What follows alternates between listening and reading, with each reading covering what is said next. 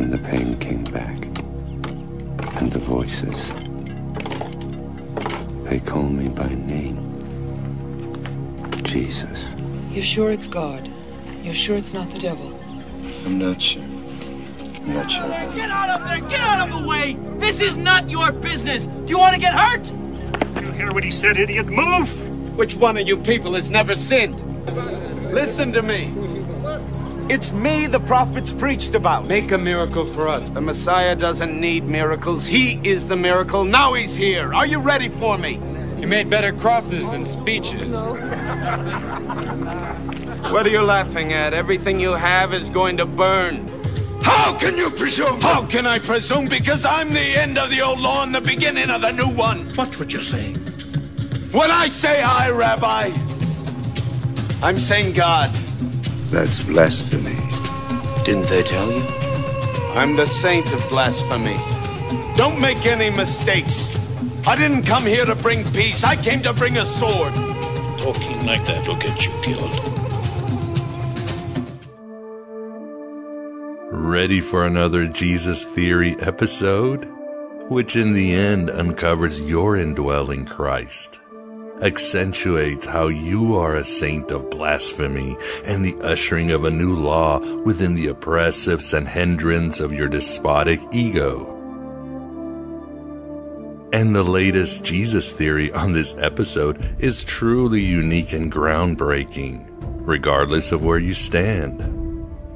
But now you stand in the desert of the real, arriving at the virtual Alexandria, where you're going to find who you really are and what reality is not. An adventure aeons in the making, where you finally come home. Welcome to the machine, my son, and the means to escape it. Welcome to Aeon Gnostic Radio. Welcome you Johnny Cash Bodhisattvas and modern-day Tom Sawyers, your mind not for rent by any god or government. Ready for those red pill suppositories as you linger in these outer rectums of reality? Ready for that cleansing Ubix spray that kills all those carpet crawlers covering your soul? You gotta get in to get out. I know who I am. After all these years, there's a victory in that. My name is Miguel Connor, your host and Lord of Hosts, the Eidolon of some alien daemon known as Abraxas. I am your Pompatus of Gnosis, but so are you because you are here in all your beauty and wisdom and transcendence. This is the time to show them everything. Make sure they remember you. I know. As some of you have told me, waking up is brutal. It's almost like the Archons throw everything in the kitchen sink at ya. I can relate, but it's inevitable. The stories of Jesus, Buddha, Mohammed, or James Dalton from the movie Roadhouse reveal what happens to those who go against the grain, embrace individuality, dare to show another way of experiencing reality. And that's what happens to many of us. It feels like this Gnostic quote by Ernest Hemingway. The world breaks everyone, and afterward many are strong in the broken places. But those that will not break, it kills. It kills the very good and the very gentle and the very brave impartially. If you are none of those, you can be sure it will kill you too, but there will be no special hurry.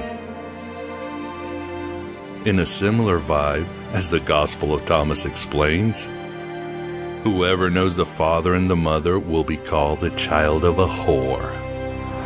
I mean, the world can kick your ass. I only have a vague recollection when it wasn't kicking mine. From a psychological level, as studies have revealed, we know that meditation can often induce terrible depression and anxiety. Why is that? Because the true self is beginning to separate from the ego, which goes on punishment mode. And that's painful. What's more, any movement towards any enlightenment or gnosis makes mundane reality make less and less sense. And that brings sorrow as our synthetic selves die, like the career of Nicolas Cage. Today's the first day of the rest of my life. I'm a walking cliche. But don't give up, as Peter Gabriel and Kate Bush urged. There is a part of you that is everlasting and pure and flawless. It's that part of you that smiles when you feel rain on your face, when you lose yourself in a creative task, when you have prescient dreams or ecstatic formless memories from a life that isn't yours, when you're insanely childlike and everything you do feels like the first time, and it's entertaining and timeless, when a brimming orangey dusk seems like a portal to a remembered wonder. It's there, always with you, never too far away. That part of you is yours by all rights and forever. Yes, things get very, very hard once you begin to wake up. But on the other side of the gauntlet, there is freedom, and there is a star child that is the you before they made you forget. I hope this venture has helped you in your journey, offers relief in at least knowing you are not alone and will never be alone in any incarnation. If we have souls, they are made of the love we share, undimmed by time, unbound by death. As mentioned, let us continue finding our inner Christ with a remarkable Jesus theory from a remarkable researcher. On this early August, the Anubis days of summer in the year of our Demiurge 2018. So honored once again to have back Robert Connor, who materializes at the virtual Alexandria to discuss his new book, Apparitions of Jesus, the Resurrection as Ghost Story. I think you get the theory, even those of you who still feel your fundagelical background was a horror story. Could the folklore of ancient ghost stories be the basis for the resurrection accounts of the New Testament? Is Jesus just Casper? I see dead people. As for the Gnostic Jesus being based on past ghost lore, no worries there, since he never was a human being to begin with in most texts. And the Gnostics didn't embrace the death and resurrection of Jesus as theology, merely used the death and resurrection theology as a platform for their theology. I give you the Bloody Christ. Nonetheless, fascinating theory by the brilliant Robert. In this interview, we cover even more than Robert's new thesis, delving into how the ancient pagans saw ghosts or apparitions, necromancy in Judaism and Christianity, and spirit possession cults in the ancient Mediterranean, and more. There are very few things that I will defend with true passion. Medical marijuana, the biblical Satan as a metaphor for rebellion against tyranny, and motherfucking goddamn cryptocurrency. Heresy shouldn't be this much fun, but it just is. It just is. And even if the archons are hitting you hard for waking up, you must laugh like the Jesus in the Gnostic Gospels. Face all horrors with stoic dignity, and embrace the wonders of a magical universe where Sophia continues her rescue operation and is playing for keeps. I don't want to interrupt. I'll just get started on the apocalypse. Hey, I love you. Like C.S. Lewis wrote, holy places are dark places. It is life and strength, not knowledge and words that we get in them. Holy wisdom is not clear and thin like water, but thick and dark like blood. Hang in there, and if you are fine, help someone out who is hanging in there. We need more than a ghost of a chance. To survive this terra damnata, I have often embraced the art of self-forgetting, as St. Francis called it, in the context of getting out of my ego, the battleground of the archons. These include helping others through volunteer work or something like that, rituals that induce an experience of greater realities, creative efforts, create as if reality depends on it, because it really does. Walking until my legs burn and I can't remember who I am, and then a truer version of me enters my senses. These work for me, but your mileage may vary, oh you child of a whore. Just take some action, even if it's listening to music, because Jehovah and his angelic mafia love sitting targets.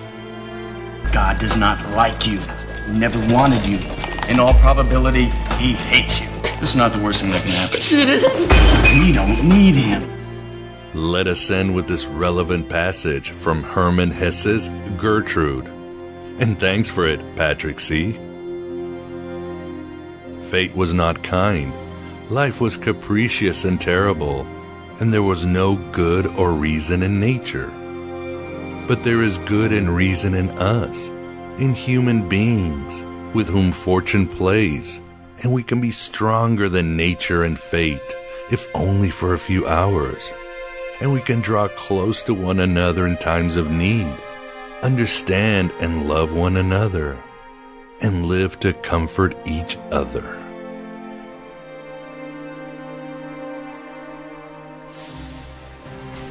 Eckhart saw hell too. You know what he said? He said the only thing that burns in hell is the part of you that won't let go of your life. Your memories, your attachments, they burn them all away. But they're not punishing you, he said. They're freeing your soul. So the way he sees it, if you're frightened of dying and you're holding on, you'll see devils tearing your life away. But if you've made your peace, then the devils are really angels, freeing you from the earth. It's just a matter of how you look at it, that's all. So don't worry, okay? Okay?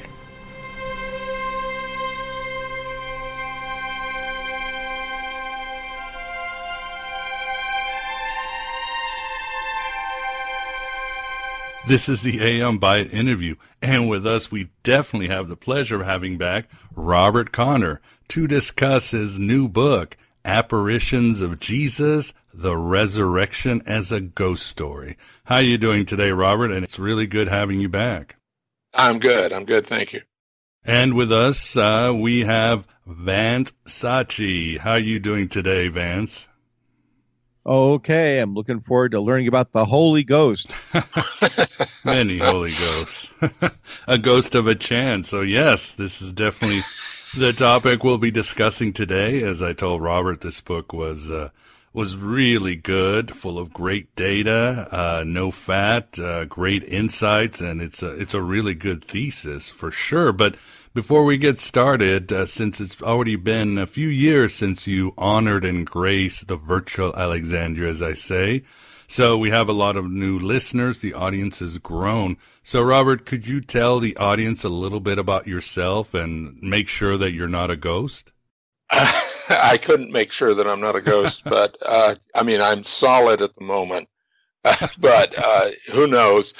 Now, I started out in the 1970s studying biblical languages, Greek mostly, but some classical Hebrew, and a smattering of Coptic and a little bit of Aramaic, both of which were kind of not a joke, but close.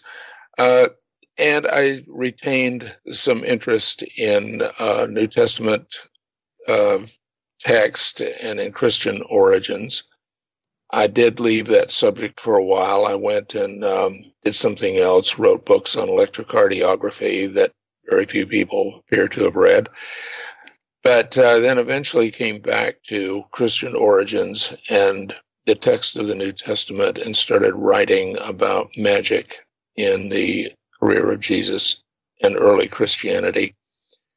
And then wrote a book about the controversy over Morton Smith's discovery of what he called secret mark. And I did that mostly not because I thought that the secret mark gospel was particularly important. There were many, apparently, gospels circulating in the first couple of centuries, and editions of gospels are not hard to imagine. But I became rather irate, frankly, about the way that Morton Smith was being treated posthumously by some members of the quote-unquote academy. There were several books that were very intemperate that were written about him, and I had followed the controversy for probably a decade and a half at the very least. And I decided to write my own little screed, which I did. And I think since then, the whole conversation has basically tapered off, as far as I can tell. I don't know of any recent conferences on the secret gospel of Mark. And I doubt that my particular take on it had anything to do with that. I think they just wore out the subject. But anyway, and then in preparation for writing the first book on magic in the New Testament, I happened to be reading Daniel Ogden's source book on supernatural in Greco-Roman life. It's about ghosts, magic, witches, basically everything supernatural. It's called Magic, Witchcraft, and Ghosts in the Greek and Roman worlds. It's a masterful collection of writings from that era. And while I was reading that material, it suddenly dawned on me that a lot of the ghost stories sounded very much like the post-resurrection appearances, or apparitions, if you will, of Jesus in the Gospels of Luke and John. It was just like, wow. In fact, the number of similarities as I kept reading these ghost stories began to pile up. And in that first book that I wrote, I had a brief chapter in there drawing attention to the similarities. So this was written, researched in about 2005, and I think it was actually published in 2006. And at the time, I did a survey of the literature that I could find, and I couldn't find anything in the technical New Testament literature that specifically related these apparitions in the Gospels to ghost stories, which seemed odd, because to me it was pretty obvious. And then after my book came out, a couple of years later, an article appeared in the Journal for the Study of the New Testament, I think it was, by a scholar at Bellarmine University named Deborah Thompson Prince. And she took specifically the Gospel of Luke and laid out quite a number of the parallels and the consistencies. She doesn't believe and hasn't claimed that Luke was specifically copying or cribbing from ancient sources, but he was just using a description of ghost lore that was current in his era and in ours to describe somebody who came back from the dead. Because people who came back from the dead were basically, what other language would you use except ghost story format? So that briefly is a sketch of kind of where I came from on this. I'm not affiliated with a university. I qualify myself as a writer. I write things. I write what's interesting to me. And then when it doesn't interest me any longer, I stop writing about it. But this, seemed like something that it was kind of fascinating to see the silence in the literature about this. And then, of course, if you begin to think, well, why would that be? You're talking about a literature that is mostly written by believers. for the typical believer, it probably wouldn't even occur to them to think of ghost stories in relation to the post-mortem appearances of Jesus. I mean, that wouldn't even compute, no matter how many similarities that you could identify. Yes, indeed. And I would say for the listener, our interview with Robert on Magic and Christianity from his book, Magic and Christianity, is an excellent book. Again, this one is thorough. It's eye-opening. It's new, and I feel it's very exciting. So as we unpack it, I guess the first question would be, Robert, are you saying that the gospel writers simply cobble tradition as literary devices, which of course Luke and Mark, they all do that? Or were they really trying to place Jesus as a sort of ghost? And I guess the question is, we might as well get on terms too, because what exactly would be a ghost in ancient times? I mean, Jesus did rise from the dead, according to the Gospels. So would he be a ghost, or is there a difference between a ghost and a man that comes back from the dead? That's the problem, isn't it? That in English, you talk about ghost, soul, spirit, apparition, phantom, what have you, and there isn't any definition per se about what those terms mean. We use those terms very loosely. They overlap. They have different connotations to them. But basically, they're talking about the same thing, and that is true for 2,000 years ago. The ancient world did not have any more secure grip on what constituted a ghost and what a ghost could and couldn't do than we do. In fact, there's a historian of early Christianity, a rather famous individual who used to teach at Princeton, Dale Allison, who wrote a book about the resurrection of Jesus, and he compared the Road to Emmaus account, which is the longest of the resurrection accounts, to the current phantom hitchhiker that goes around in various guises, and the phantom hitchhiker is picked up typically and then suddenly disappears, and only then is the identity of the phantom hitchhiker established as being someone who is back from the dead. And he doesn't actually call Jesus' appearances a ghost story. He calls them apparitions. I sent Dr. Allison a copy of my book in recognition of his very interesting and extremely well researched and footnoted discussion along those lines. But that's the problem, isn't it? Is that if I concluded my book with a chapter, a brief chapter that says, assume that you signed up for a creative writing class, and this week your teacher says, okay, the assignment is for everybody to write about a haunted house. Well, what do you know about haunted houses? Well, a great deal, it turns out. You don't have to be a fan of ghost stories. You don't have to have watched a lot of television to know about haunted houses. They're old, they're remote, they're ramshackle. They have a sordid history of murder or tragedy attached to them. All of those characteristics of haunted houses are current in ghost stories that we know of from 2,000 or more years ago. That whole ghost story meme, if you want to call it that, has essentially remained unchanged. So has the story of the woman who loses her children tragically and comes back as a vengeful ghost who is out to kill children. You may remember that movie, The Lady in Black, or The Woman in Black. Mm-hmm. Yeah. That meme of the woman who loses her children and dies goes all the way back to the Sumerians and the Babylonians. That's basically, it is thought, the basis for the Lilith legend in the Old Testament. That this is a demon that ancient people basically attributed to the cause of crib death, what we would call sudden infant death syndrome, SIDS.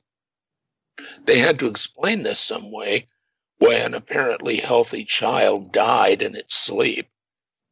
And to them, it was a ghost that came back as a demonic form, and it was angry about being cheated of the fulfillment of childhood.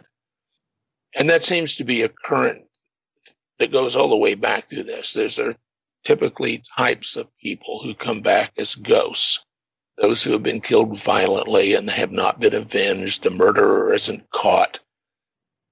How many TV shows and movies could you research that have as a key element a murder victim who comes back to identify the killer? Oh, yeah, many. Yeah. So, I mean, this is nothing new, and you don't have to deliberately plagiarize an account that somebody wrote or a story someone wrote. You just have to be a member of the culture and have and know what the culture believes, and it's right there for you. And how else would you describe somebody who keeps coming back from the dead, keeps making appearances? I mean, you can't, or you wouldn't be likely to invent some completely novel approach to the story. Because first of all, the readers already know what people who come back from the dead are like, how they act. And you would write to those expectations, because after all, you're trying to prove the resurrection. It's like an archetype.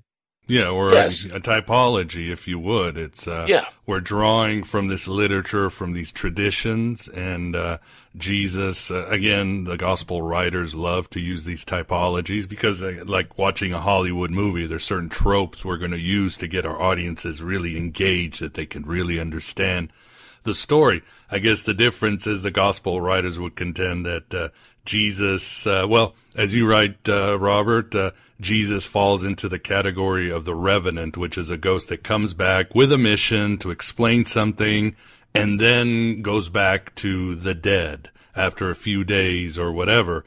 Jesus would do that, but they just assume, well, he is the Son of God and he saved us from our sins. Is that what they added? Yeah, it's hard to say. You know, as I point out, the very first mention of a resurrection that we have is in 1 Corinthians 15. The very first mention of Jesus, chronologically speaking, is 1 Thessalonians, which is written in the early 50s, let's say about 52. Let's assume that Jesus died around the year 30-ish, somewhere in there. So there's about a generation between the death of Jesus and the first mention of Jesus that we have. In that time, a theology has developed. And Paul's theology about Jesus evinces absolutely zero interest in what we would call the historical Jesus, or what Paul called Jesus katasarka, according to the flesh. Paul never mentions anything about Jesus' infancy, doesn't know anything about his virgin birth, never mentions Mary or Joseph. He doesn't mention the flight to Egypt. He doesn't mention the miracles. He doesn't mention Jesus raising people from the dead or walking on water. He never mentions John the Baptist. In his letters, the only thing that he appears to be interested in is Jesus since his resurrection, which is kind of bizarre if you think about it. Paul says that in 1 Corinthians 2, he resolved to know nothing except Jesus Christ and him crucified. And in 2 Corinthians 5, he doubles down and says, if we've known Christ according to the flesh, we know him so no longer. In other words, that's ancient history. And in his letter to the Galatians, Paul says that after his conversion, he didn't go and search out the apostles or Jesus' family. he went off to Arabia. It was like 3 years went by before he finally decided, as a result of a, quote, revelation, to go back and actually talk to anybody who knew Jesus, the man. In Galatians, in the first chapter, he tells his church members, the gospel I preached is not of human origin. I didn't receive it from any man. I wasn't taught it. I received it by revelation from Jesus Christ.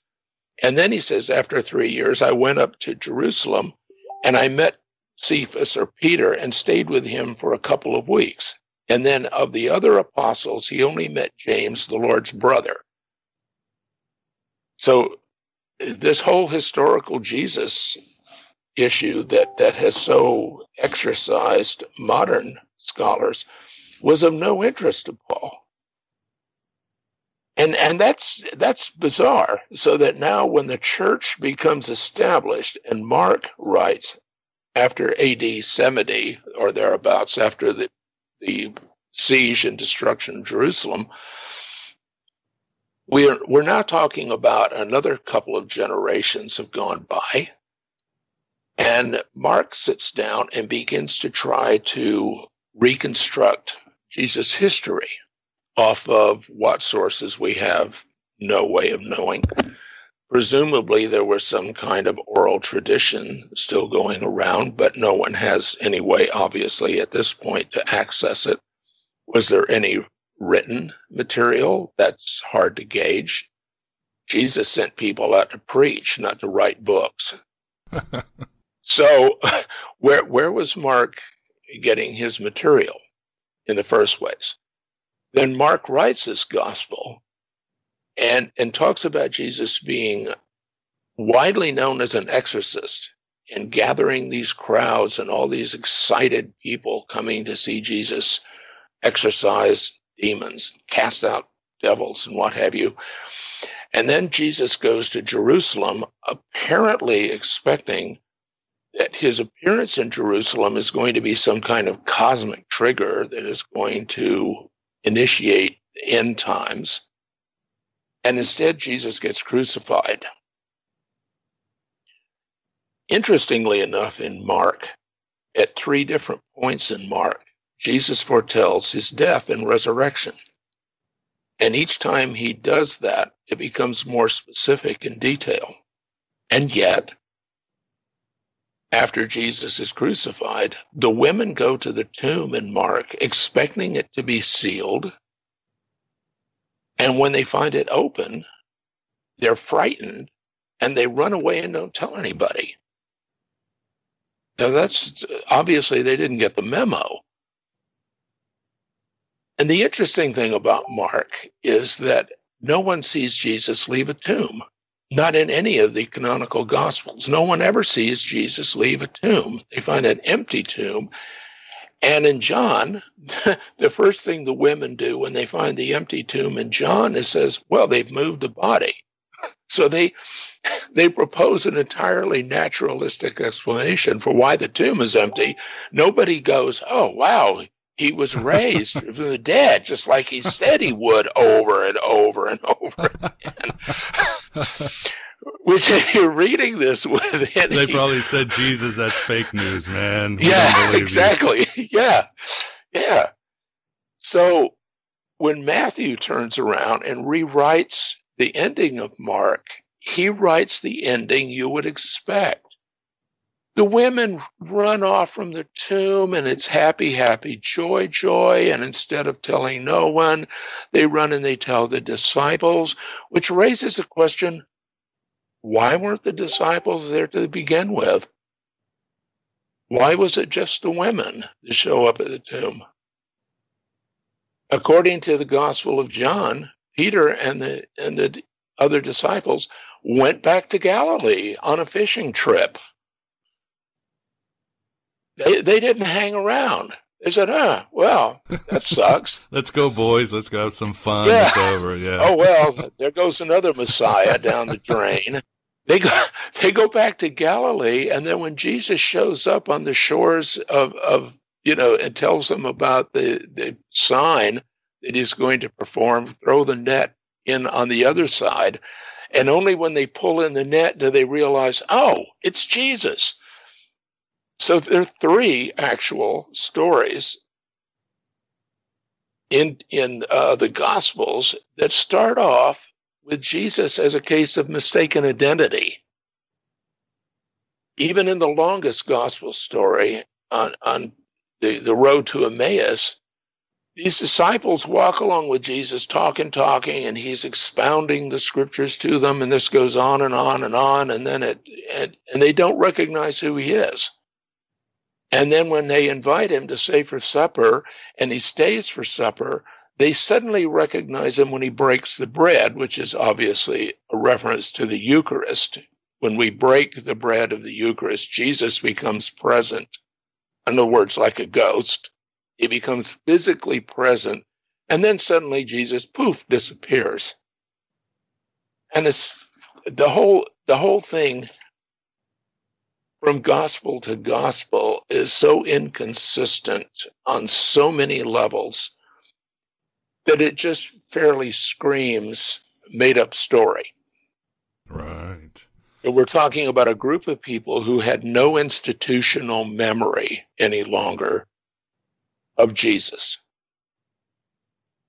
Initially expected Jesus to be right back. According to the letters of Paul, the members of his church would not even die before Jesus came back. And when some of them started to die, that was one of the motivations for writing the first letter of Paul that we have, 1 Thessalonians, is that some people in the church died before Jesus came back. And Paul is telling them, oh, no, it's nothing to worry about. And he starts making up this thing that we now, people talk about people being swept up into the air and leaving their plane seats empty and their cars driverless and what have you. He starts this whole Except for Nicolas Cage, unfortunately. Except for Nicolas Cage, poor dude. He's always missing out. He just almost gets the award and never lands in his lap. But that's okay because he's rich. Yeah, no kidding. Oh boy. But this whole rapture mythology starts as an answer of sorts to why people are dying and Jesus hasn't come back. Well, if Jesus is going to be right back, he just went out for a pack of smokes and a 6-pack of beer, and he's coming right back. Well, then why would anybody bother to write a history? Why would anybody care what happened when Jesus was 12? Or or where his folks had to run off to Egypt and then come back at some later date to protect him. Why make any of that stuff up? Why worry about it? It's like you would be like Paul. We don't care about that stuff. Jesus is going to be right back. Paul tells people in the letter of 1 Corinthians, if you're married, you should probably just live as if you're celibate. Just pretend you don't have a wife because the end is so close. And you wouldn't want to be caught making out when Jesus comes back. No making whoopee anymore, okay? Because that's Jesus is right at the door. He's going to be back any minute. You never know. And then as that fails to materialize, then eventually we come up, no one knows the day or the hour or the century or the millennium for that matter. The social media channel. Yeah. Yeah, exactly. And suddenly, in one of the last books of the New Testament, suddenly a day with the Lord is like 1,000 years. It could be any millennium now. Moving those goalposts. We just keep moving that goalpost back. That stadium now is like 1,000 miles long. Yeah. Yeah, but in this one, everybody's kneeling. That's not an issue. Everybody's kneeling. Everybody's always kneeling. It's just the people who are standing up that are dinged. Yeah, and so, without getting off the subject, but you have to contextualize these resurrection accounts within what was plainly going on within early Christians, early Christianity, and their disappointed expectations. Because you roll forward to Mark 13, the little apocalypse, as it's often called. And suddenly the armies of Rome that are surrounding Jerusalem, that's the sign. That's the sign. Now he's near at the doors. And then Jerusalem is utterly destroyed, and, centuries pass, and then that's not the sign anymore. So if you put these resurrection accounts into the context of Christianity's confusion and defeated expectations, it kind of makes sense that they're a bit incoherent and that they're ad hoc and that, they're just being made up on the fly to meet whatever the current situation is and try to answer the current questions. Yes, there's a ghost of a chance that Jesus will come back, and I'm sure all of us can have our own puns. But going back to the road to Emmaus and the ghost issue, people might say, again, we're trying to think of each of our own individual ideas of ghosts. But as you argue, in ancient times, ghosts could ghosts appeared in the liminal times, in the evenings and so forth, as Jesus coming back. Ghosts could actually eat, and that's even today. People leave out in the Dia de los Muertos or whatever. They leave out food out. There was nothing wrong with ghosts being able to eat food like they do in Mexican and other cultures. And they could change shape, which, of course, recognizes why Jesus, they didn't recognize Jesus. So all this is very cool, and it's definitely in line with the whole ghost literature. And something that made me laugh, Robert, in the Gospel of John, Jesus passes through a door, which is something that ghosts do. But you write that the Neoplatonist philosopher Porphyry, he had a very sort of cynical quote. What he says is, I don't understand this. Jesus needed angels to move the door of the tomb, but he could go through the door. Why not just go through the tomb? Right. That if you look at the similarities between ghost lore generally in the ancient world and the post-resurrection appearances of Jesus in the Gospels, you have sudden appearances and disappearances in Luke 24. Particularly, Jesus suddenly disappears after he breaks the bread. And the Greek specifies he became invisible to them. That's found also in general ghost lore. Ghosts pop in and out of existence. Even in current ghost lore, ghosts pop in and out of existence. Interestingly enough, in John 20, we're told that that Jesus left tokens in the tomb. In other words, the winding strips that were used to embalm the body. And in Greek, what is called a sudarion, which basically picture a face cloth or a towel that was laid over the face of a corpse. That's found in the tomb, and it's all nicely folded up, apparently. What's the significance of that? What would a token left in the tomb prove to somebody or suggest to somebody as they read the story? Well, in the story of Philinian, which is probably, to me, the most interesting ghost story maybe ever written, this young unmarried woman dies and she's buried. A traveler comes to stay with her family named Machates, and Philinian appears to Machates in the evenings, and they have sex. And then Philinian disappears before the sun comes up. And eventually, the maid in the house stumbles upon this going on and recognizes Philinian, and she's shocked. Her mind is blown. And she tells the parents. The parents confirm it when they come into the room to confront Philinian, who is apparently in flagrante delicto with Machates. Philinian says, oh man, you had to ruin this after 3 days. And suddenly she dies again.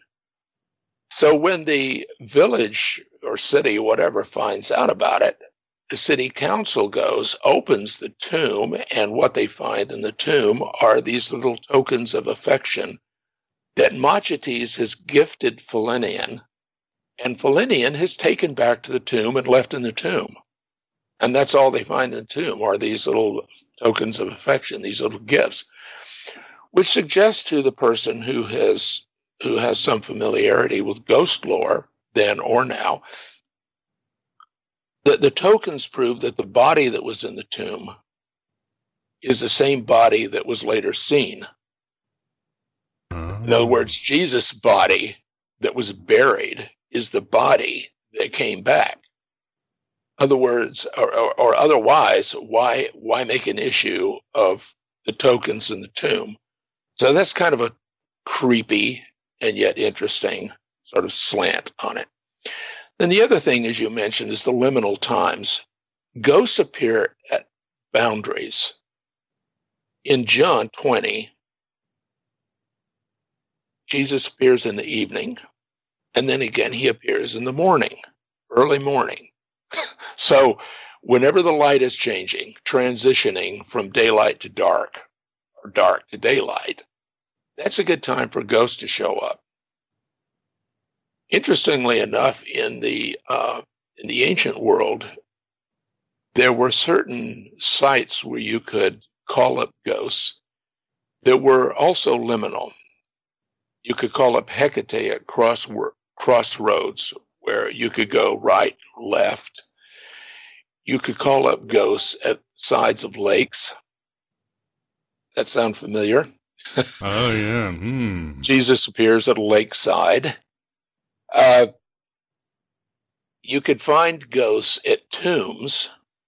You could go to the person's tomb, and even though they were supposedly in Hades or wherever they went, you could still call them back at their tomb.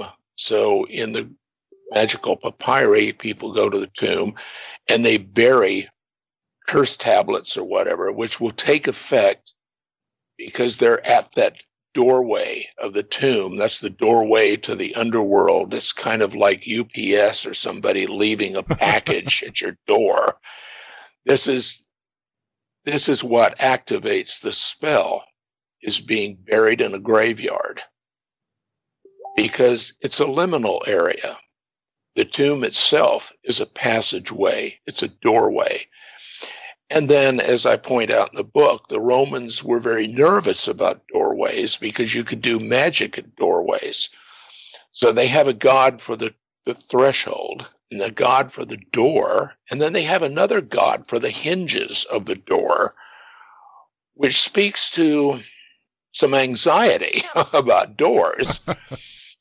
And of course, today we have Orthodox Jews hanging, a mezuzah at the door, and we have cowboys hanging a horseshoe over the door, which was very common when I was a kid growing up out in, Southwest Texas. And it never occurred to me to wonder, why would people be adamant about putting a horseshoe over a door? Yeah, it makes sense. And a lot of people did. And it's basically an apotropaic device to scare away evil. Then, of course, we have the walks through the locked door that you mentioned, and then we have the eating of food. And we have a number of ghost stories where ghosts come back. And in one case, the ghost comes back and eats his own child. Whoa. Because the child is born as a hermaphrodite, which is a freak of nature to the ancient people and is considered to be an extremely bad omen. So Polycritus comes back from the dead, assumes this form as a ghost, and grabs the child and devours the body, leaving the head, which then proceeds to pronounce prophecies. Leaves the head, and then after devouring the child, suddenly disappears. So yeah, ghosts could eat things, including their own kids. Yeah, no kidding. And that's Kronos. Yeah, and that little story was included with the story of Philinian, who is kind of a vampiric ghost who comes back to have her way with mortals and then disappears. And there are also vampiric ghosts that crop up in the life of Apollonius that Philostratus wrote in about a century after Jesus lived and died, although Apollonius was apparently a contemporary or near contemporary of Jesus. And we have vampiric ghosts that show up in that story also. So, tactile presence. Well, obviously, Philinian was tactile if Machates was getting it on with her. So, enough of that. And then, what happens when a ghost appears? Fear and confusion. And where do we find fear and confusion in the Gospels in relation to the resurrection stories? Well, in each of them, actually. So, in point after point after point, you find correspondences with the resurrection lore, let's call it, in the Gospels, and ghost lore and the wider culture. And if you approach the Gospels as some kind of unique, religious literature that has been inspired by the Holy Ghost, no pun intended. There we go. Yes, had to be said. It had to be said. Somebody, I don't make the news. I just report it. But if you consider these stories to be completely unique in human history, then of course you don't compare them to other stories from the same era. But if you look at the gospel stories as arising out of the human experience, and you compare them with other stories that arise out of the human experience, you find them to be remarkably similar. Yes, and your book makes an excellent case for this. And what about you, Vance? Do you have a question? Are your sixth sense feelings tingling, senses tingling? Oh, yeah. You see dead people? Oh, yes. The spirit of the Bible is floating around my room here. And it's interesting because I'm thinking, I'm wondering what you think, Robert, about the kind of confusion in the current church and in the other churches and in the Gnostic heretics that thought, the Docetists and so forth. There seems to be a mishmash of, well, Jesus was physical, like when Mary Magdalene sees him and he says, "Don't touch me because I haven't risen." But then again, we have the apparition type mode of appearance, as you've just pointed out. So what do you think of that confusion, this mixed bag of, well, he's physical and don't touch me. On the other hand, well, maybe because he rose, then he became a ghost, or, how does that work? I don't know how that works. And I don't think that the ancient people had any idea how it worked. I think they were just as confused as we are. I don't think that there was any set, book of rules about how ghosts had to behave.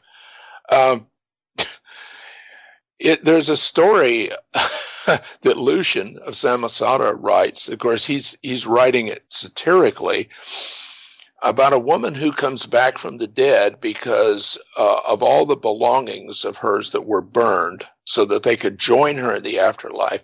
Her husband missed one of her sandals that she really liked. And she comes back to make a case that sandal has to be burned so that she'll have the whole pair. Who wants to be walking around the afterlife with one sandal on? Shoe store shield. Yeah, come on, look ridiculous.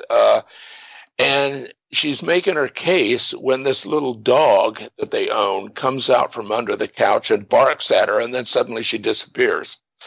And it's Lucian's way of just mocking the whole concept. So this idea that has been put out there by cultural relativists that nobody in the ancient world was that skeptical. This skepticism is a modern phenomenon that only started with the Enlightenment, and we're just being overly hard on these people, appears to have ignored Lucian of Samosata, who is a very well-known writer. He wrote actually 3 works at least that concentrate almost completely on religious fraud. And Lucian would have joined this conversation, if he could speak English, very willingly, and probably have some very enlightening things to say about it.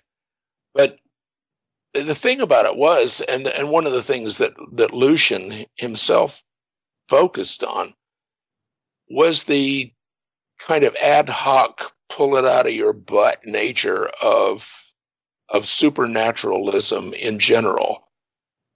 And also the ability of people to compensate for disappointed expectations.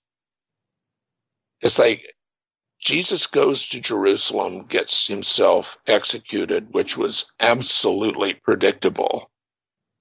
Any prophet that went to Jerusalem during Passover and made a ruckus in the temple and started talking about kingdoms could pretty much guarantee he was going to get executed. Yeah, he was going to sleep with the fishes.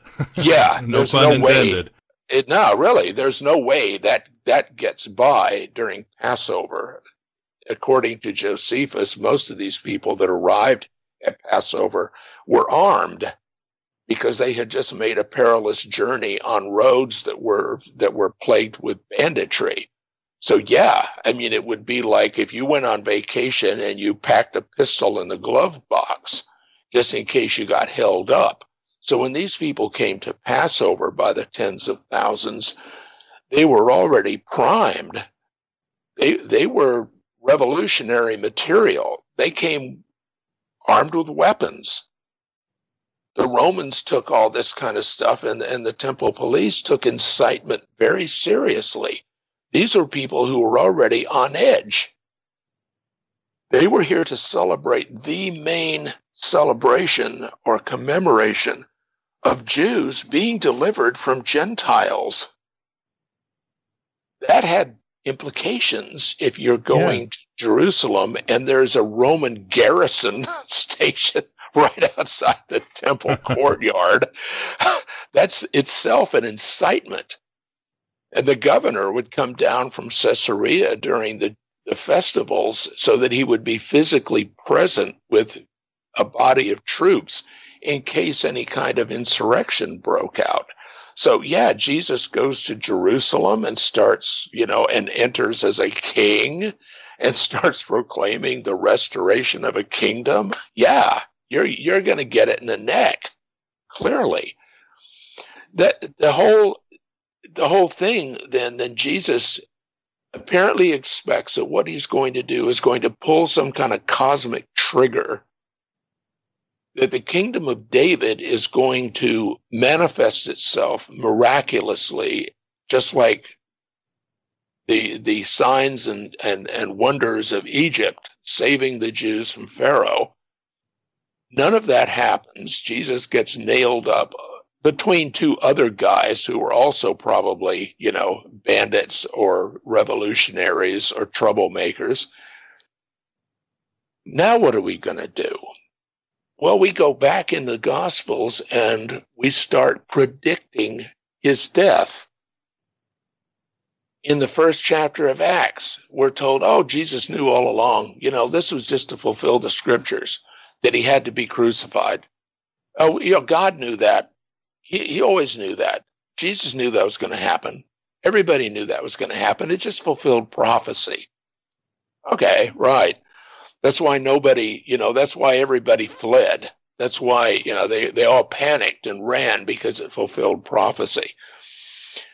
So what you do is you make up stories basically to quote unquote explain what Jesus already knew. And then you add in as an additional feature that his disciples were the most dim-witted people in Palestine, and that Jesus keeps explaining to them why he has to go to Jerusalem and die and get crucified, and they still don't get it. So that when he does die on the cross and the tomb is empty, they're where? They're back in Galilee on a fishing trip. It's like, right. Yeah. So if you read the modern literature, the massive modern literature that tries to sort out and basically harmonize all of the, several dozen inconsistencies between the gospel stories, you find out that the holes in the stories are basically being filled with apologetic books. So the couple of sentences that the gospel writer, or his editor didn't think to put in there, a modern apologist comes in and says, well, let me write a book about that, and I'll fill that gaping hole in the storyline. And that's basically, what you get. And these books, believe me, they pop out 2 or 3 a year.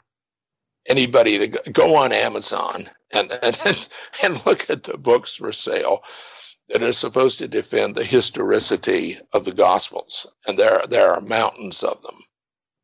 Yes, definitely agreed. There's a lot of them, and as you say, they're bringing all these literary devices and plugging all these holes. I think one of them that I feel is one of the most confounding is that in Matthew, where when Jesus is on the cross, the saints are coming out of the grave like something out of The Walking Dead. I mean, Robert, what was Matthew thinking? Because did he think that this would fly since there's no way to corroborate the zombie attack on Jerusalem?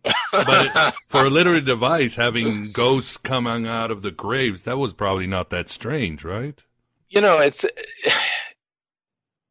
When it comes down to strange, I mean, think about the United States as a country addicted to celebrity and to oxy and to money and meth and the information we get from our phones. And 40% of the U.S. population, according to polling, believes that Jesus is going to come back in their lifetime. That's like 80% of evangelicals apparently think Jesus is going to pop out of the clouds like a champagne cork to meet them because they're special. Nobody's seen hide nor hair of Jesus for 2,000 years, but he's going to be back in my lifetime. You just wait. You wait. You'll see. I'm certain, just like all the Christians in all the previous generations who were certain and gathered on the hillsides in the 1840s expecting the world to end. Yeah. I mean, this is the population that we're dealing with. We have a Noah's Ark exhibition. We have creation museums. We have a university that actually has a department of creation studies. Oh my God. A university, Liberty University has a department of creation studies. I guess it's probably down the hall from resurrection studies. I don't know. It could be. There's probably they share a time machine. Yeah. There's a professor of resurrection studies, and he's got a PhD, probably from some other Bible college. I mean, we have this whole subculture, not only in the U.S., but in the world, of people who are fire hosing each other in the face with horse shit and can't even taste it anymore. It's... You still have Jim Baker. He's still around. Somehow. He's still around. Worse than ever. After prison, he's selling food buckets. It's a real resurrection, right? Yeah, that also float in case there's a flood. Even though God promised he wouldn't do that again, but you never know. You never know. And it's amazing. We have people in the Congress who, if you ask them about global warming, the first thing they bring up is Noah's Ark.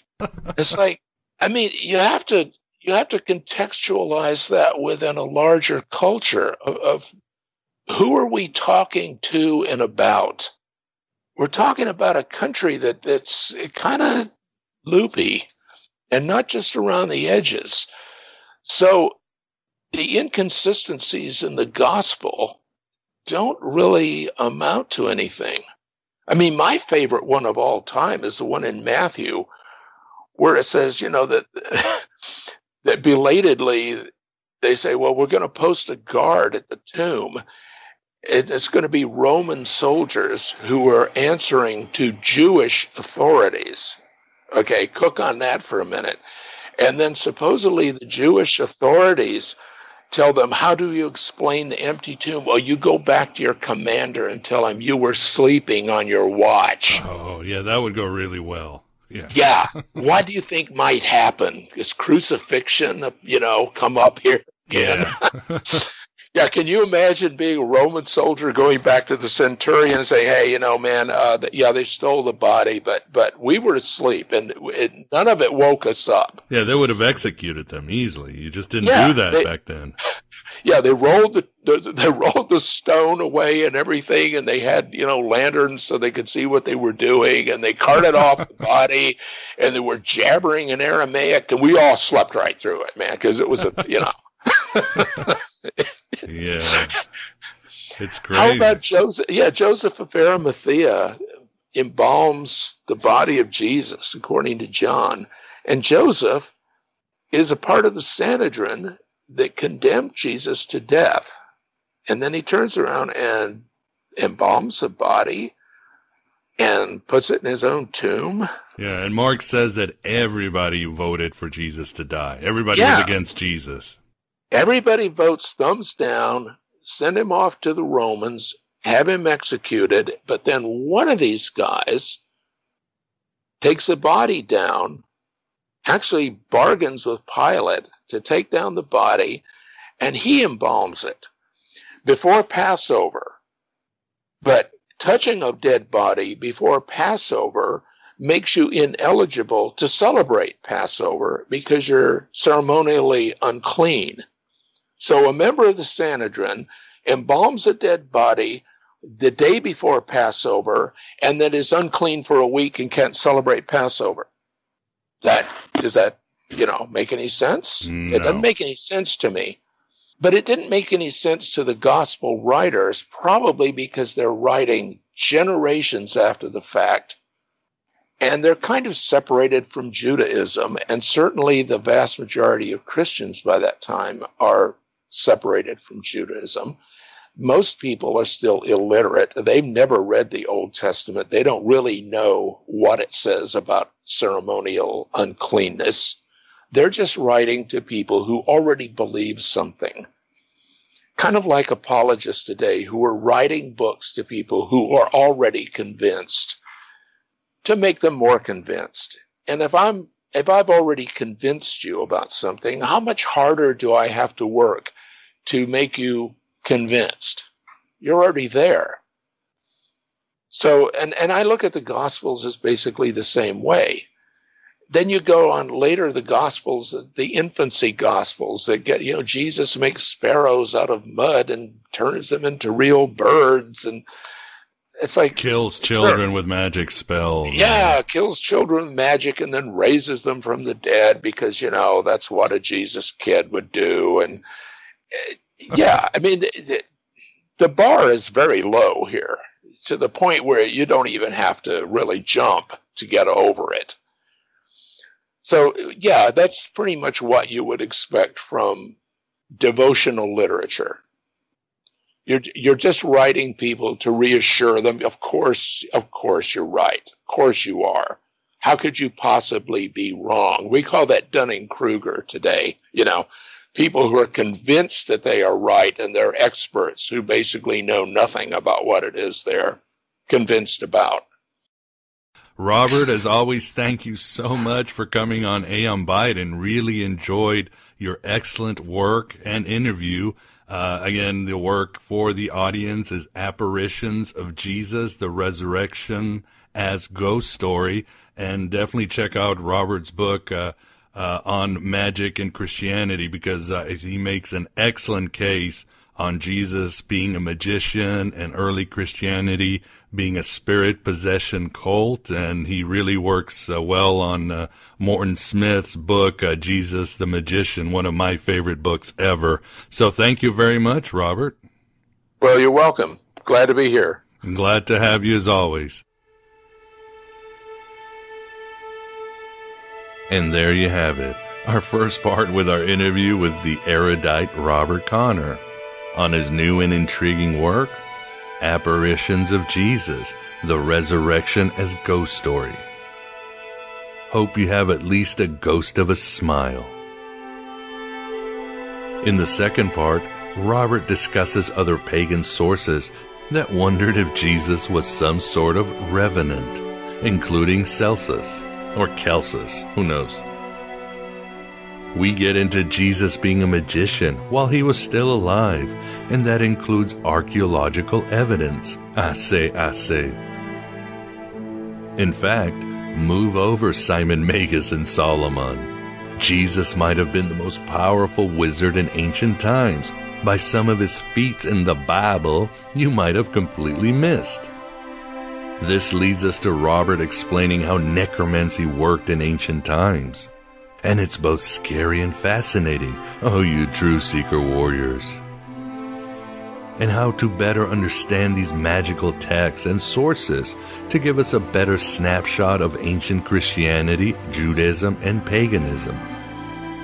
Oh, and of course Robert discusses Paul and his shamanistic vibe, and was he seeing a ghost on the road to Damascus and beyond? And we discuss much, much more. To get this haunted content, please become a member or patron at Patreon. Only $5.99 a month to join. Complete and not partial shows. Access to more than 400 episodes with the best and brightest in Gnosticism, Western esoteric, and free thought. Your own private RSS feed where you can listen to all complete shows on the podcaster of your choice. Invitation to our Inner Sanctum of Gnosis Facebook group. Many past guests hang out there, like Robert Price, Scott Smith, Sean Martin, Edward Pandemonium, Chris Bennett, Michael Hughes, and more. And I'm always there to directly and personally answer your questions and issues, and give you news on the show before it happens. Same benefits if you become a patron at Patreon, except you get shows early. If anything, a few shekels here and there via PayPal or the US mail really helps. This Ghost Saloon is 100% audience supported. Thanks for keeping this Red Pill Cafeteria open. Thanks for being here.